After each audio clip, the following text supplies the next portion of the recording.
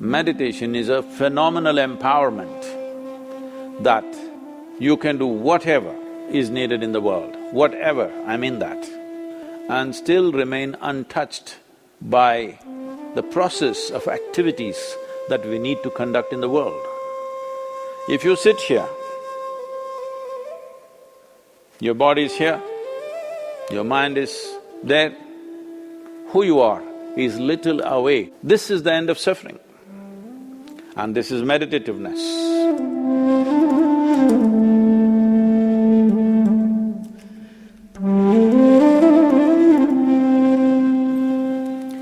Namaskaram.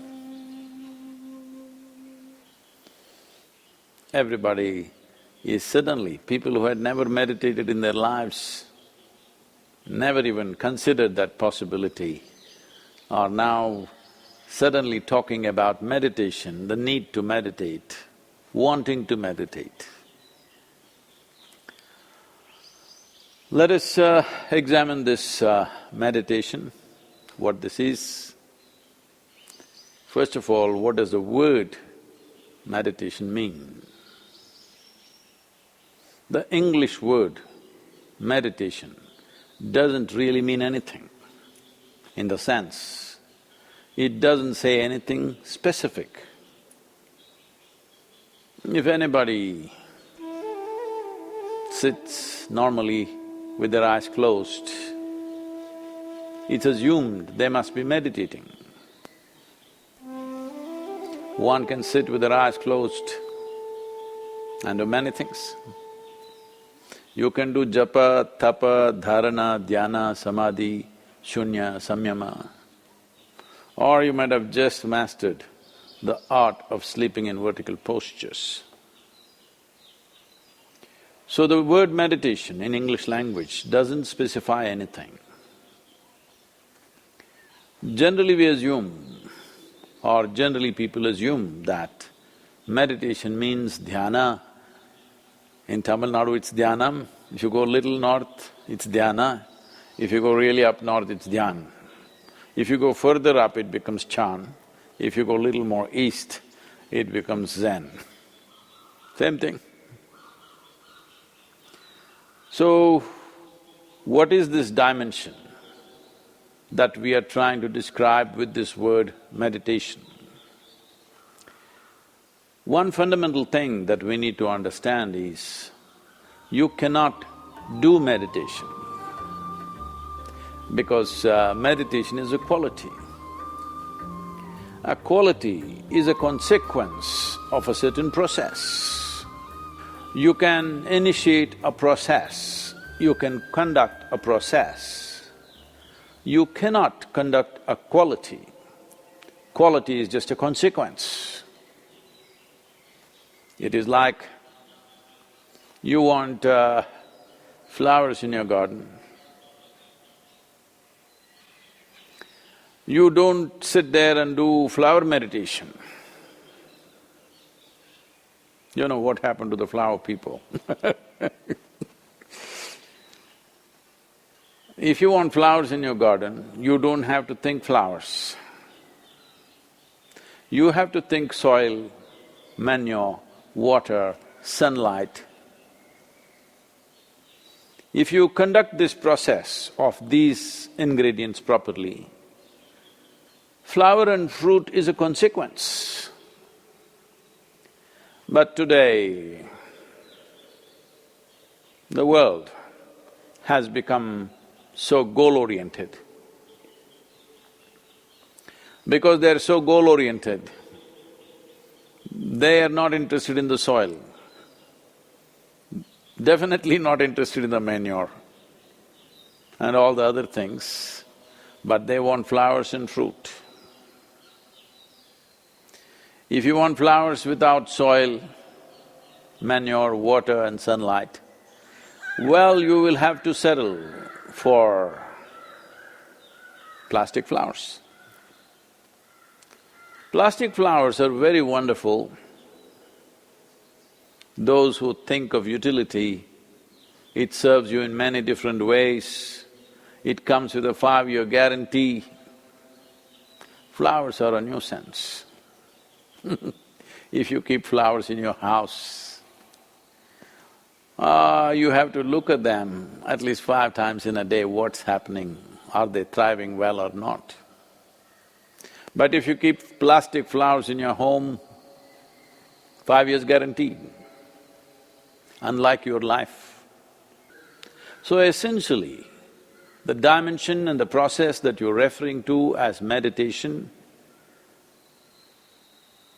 is very life-oriented. When I say life-oriented, today largely you're material-oriented or at the most mind-oriented, maybe emotion-oriented or physical body, which is a material again. Largely life has become like this. People's idea of life is, if someone says, "my life," you're supposed to understand they're talking about their job. They're talking about the economic condition in the country or in the world, about their car, maybe about their dog, sometimes about their husbands or wives. It could be anything. But the only thing that's truly life is what is throbbing in this. This is life. The rest are arrangements that we have made, hoping that these arrangements will allow us to enhance our life.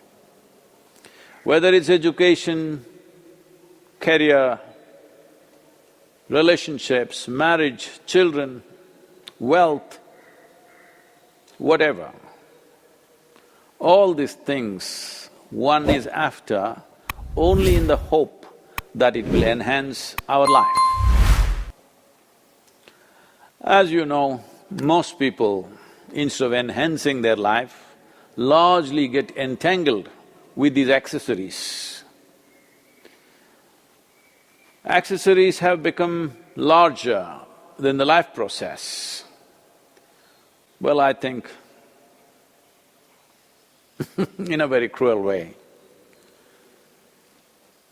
The virus is bringing focus on the life. You suddenly understand your expensive home has become a prison. Your expensive car is as good as junk because you can't drive it, at least for some time. So now naturally a whole lot of people are asking all over the world, how to meditate, what should I do? As I said, you cannot meditate, but you can become meditative because it's a quality. If one cultivates their body, mind, emotion and energies to a certain level of maturity, you will be naturally meditative 24 hours of the day. Meditation is not an impairment, that if you're meditative, you have to close your eyes and be limited to one place. Meditation is a phenomenal empowerment that you can do whatever is needed in the world, whatever, I mean that. Whatever is needed in the given situation and still remain untouched by the process of activities that we need to conduct in the world. This empowerment or without this empowerment, in fact a human being is crippled because if what you have to think, feel, understand and act in the world is going to rub off on you in such a big way, naturally you will hesitate to do what is needed. Naturally you will avoid doing things that need to be done. In a way, the moment you are in a state where your own activity and the activity of the world around you and the activity of your mind and your emotion, once they are impacting you every moment of your life, then in some way you will cripple yourself because naturally you would want to keep the scale of your life very limited because activity, thought, emotion, involvement with life can cause enormous amount of suffering.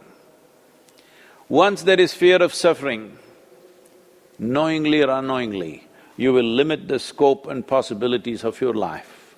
Meditation means just this, in a very simple way if we have to put it. If you sit here, your body is here, your mind is there, who you are is little away from these two dimensions of physical body and mental accumulations. These two accumulations of body and mind, if a little space arises between you and this is the end of suffering. And this is meditativeness.